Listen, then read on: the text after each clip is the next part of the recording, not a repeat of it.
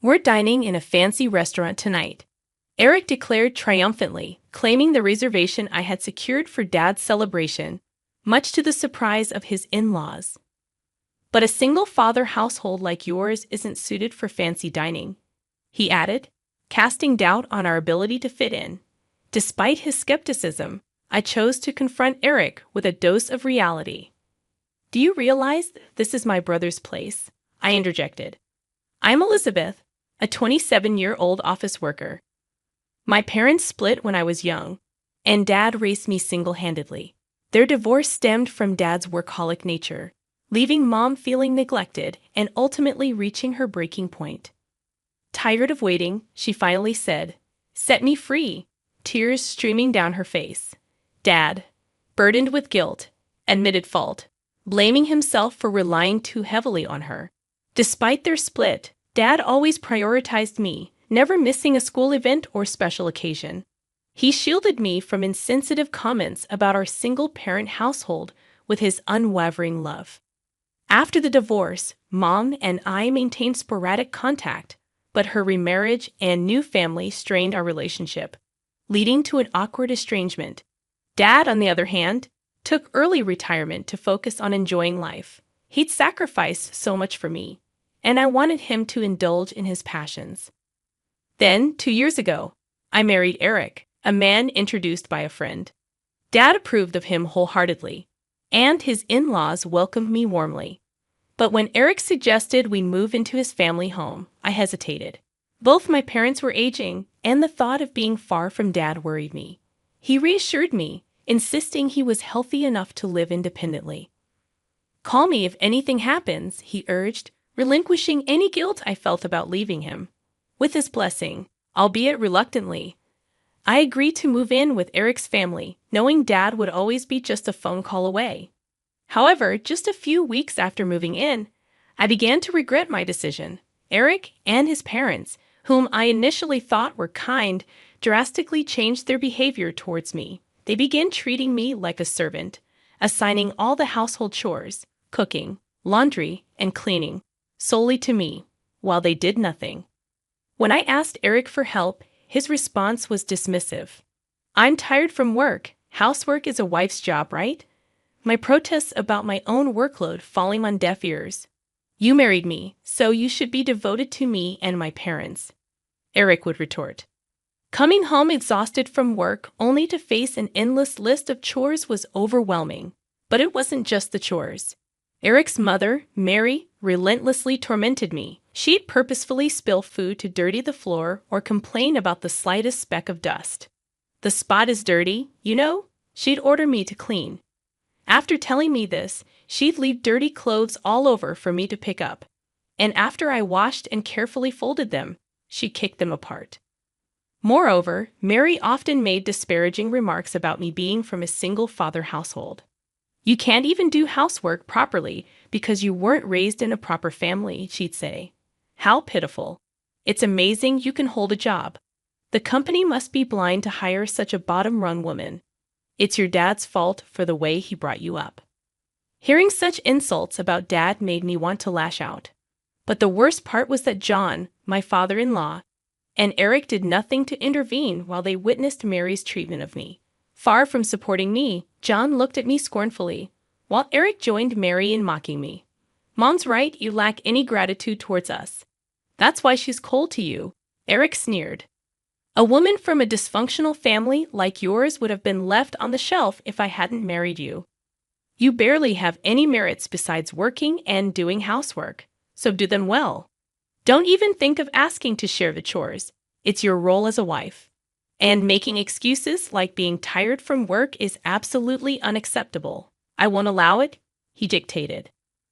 When I tried to argue or refuse, Eric's mood turned visibly sour, and he began treating me as if I were invisible. "How dare you, as a wife, make a fool of me?" he would shout excessively. Then Mary chimed in, adding to the stress. "Don't stress Eric when he's tired. Making things worse for me," she said. Some of the furniture in the in-laws' house was bought with my money. Coerced into purchasing them, I was abruptly taken to an electronics store and forced to buy under public pressure. Capitulating to avoid a scene, the harassment didn't end there. Even when I tried to visit my family for Christmas, they obstructed me. "You're our wife now. Focus on our preparations. We need a feast and thorough cleaning done. Your dad's all alone? He won't do much, right?" "We have other relatives to entertain," they insisted. When I persisted in going home, they responded childishly, spilling juice on my packed clothes, hiding my shoes, and issuing daily complaints and harassment. Reluctantly, I gave up the idea of going back home, unable to reveal the truth. "The in-laws' house is busy with Christmas preparations, so I'll stay in to help." "Sorry, I can't make it back," I told Dad. Dad didn't blame me. "Then it can't be helped." He gracefully accepted. "Don't worry about it. It's busier there with more people. I can manage fine alone."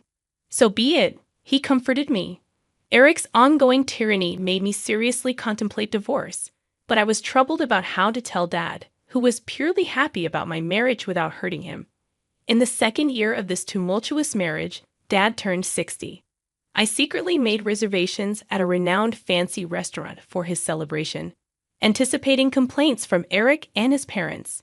I simply told them I had to return home briefly. They grumbled but reluctantly accepted when I promised it would just be for the day. Upon learning about the restaurant reservation, Dad was immensely delighted. "I'm so blessed to have such a wonderful daughter."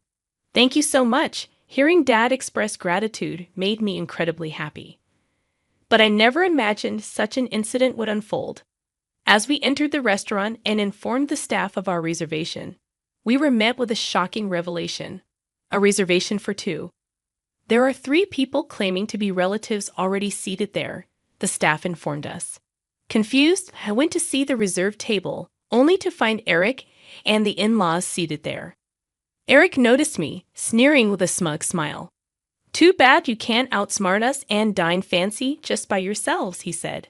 The in-laws didn't even look our way, indulging in the feast they had presumably ordered for themselves. Dad, seeing Eric and the in-laws, looked back and forth between us, clearly bewildered. He had only seen the pleasant side of Eric and the in-laws, so his confusion was understandable. Eric, suspecting something from my cheerful demeanor about returning home, had sneakily snooped through my mobile phone. He learned about the 60th birthday celebration at the upscale restaurant and made it their first to preemptively order dishes. Eric began to mock us with a triumphant expression. "People from poor, single-father households like you don't belong in fancy restaurants. Know your place. Let us savor the dishes here. Be grateful we're allowing you this much. You lot should go to some cheap pub." Despite the other customers' annoyed glances at Eric's loud voice, he remained oblivious, soaked in a sense of superiority. Next to Dad, he was dumbfounded by Eric's audacity. I was at my wits' end. I knew Eric and his family were selfish, but I never expected them to stoop to such shameless levels. My anger peaked as they ruined Dad's special 60th celebration. Suppressing my urge until Eric shouted, I calmly delivered a fact to him as he sat there smugly. "This is my brother's place. He invited us here to celebrate Dad's birthday." At my words, the triumphant Eric and the disinterested in-laws froze. My brother, who had been listening to the entire conversation from the back of the restaurant, appeared with an extremely displeased look.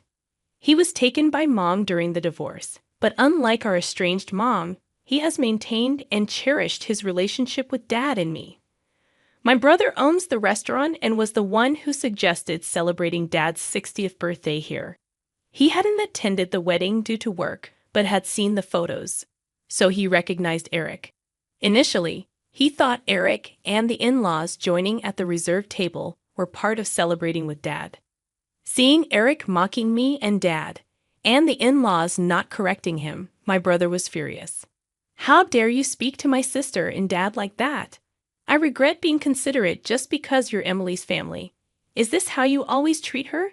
I prepared this seat for my sister's wish to celebrate Dad, not for people who hijack it just for a free meal. We will celebrate Dad and my sister's occasion on another day. You'll be paying for what you ate." Eric and his party started making excuses, but my brother left them to the staff and took me and Dad outside. I'm sorry for letting such people into the restaurant and ruining the celebration. I'll make it up to you. He apologized to us. On the way home, I explained to Dad all the mistreatment from Eric and the in-laws. After listening silently, Dad said, "If you're unhappy in your marriage, there's no point. Don't worry about me. Come back home." So, I didn't return to the in-laws' house but went straight to my own home. Shortly after, my brother called to inform me about Eric and the in-laws. They had caused a scene over the bill but reluctantly paid when threatened with police involvement. Minutes later, Eric called. "Where are you? You've embarrassed us. Send the money we paid," he yelled. "Then I won't pay a penny. I'm done with you, and we'll be divorcing. I've gathered evidence of the bullying, so be prepared," I firmly replied. I had been collecting evidence of the harassment from Eric and the in-laws, which they never suspected. According to a lawyer I consulted, the forced purchases and other financial exploitations were enough to prove psychological abuse. Realizing I was serious about divorce, Eric panicked. No one but me would marry a woman from a single-father household. "Do you want to upset Dad?" he threatened. I scoffed. "Dad said my happiness matters most. I'd rather be with him than care for the likes of you," I replied. Still, Eric warned, "You'll regret this. Think it over." But I hung up and proceeded with the divorce preparations. Eventually, Eric and I divorced. He was reluctant due to societal image, but finally gave in as we neared court. I secured substantial evidence of psychological abuse, ensuring I received a fair settlement in the divorce. Additionally, during the property distribution, I took the furniture I had purchased for the in-laws' house, having the legal right as the buyer. The in-laws tried to complain, but my lawyer simply stated the purchaser naturally has the right of possession, leaving them defeated. A few months after returning to my parents' home, Eric reached out wanting to reconcile. Apparently, on the day that triggered our divorce at the restaurant, Eric's boss and colleagues were there for a work celebration. They heard everything he said to me and Dad. Eric's boss, who had struggled growing up in a single-parent home, was disappointed in Eric's disparaging remarks about single-father households. Eric lost his standing and any chance of advancement at work. Moreover, his colleagues had spread the story, and he was now regarded with contempt at work. The problems didn't stop at the company. The in-laws' house became chaotic too. Before our divorce, Eric and the in-laws had offloaded all household chores on me, and post-divorce, the in-laws entrenched in laziness, bickering over who should do the chores. Eric was being pressured by the in-laws to buy new furniture to replace what I took and to contribute more financially. I was wrong, Elizabeth. I took advantage of your kindness too much. I've truly reflected and want to start over. Eric pleaded for reconciliation, but my feelings had cooled significantly. He likely faced more pressure to do chores at the in-laws' house and wanted me back to resume my role as a housekeeper. Perhaps he was also trying to offload some of the financial demands from the in-laws onto me, so I firmly rejected his proposal. No way. I wouldn't get back with you even if you paid me. I can see you changing back and exploiting me again once we're married. I was foolish not to divorce you sooner without worrying about Dad. Then perhaps Dad's 60th wouldn't have been ruined.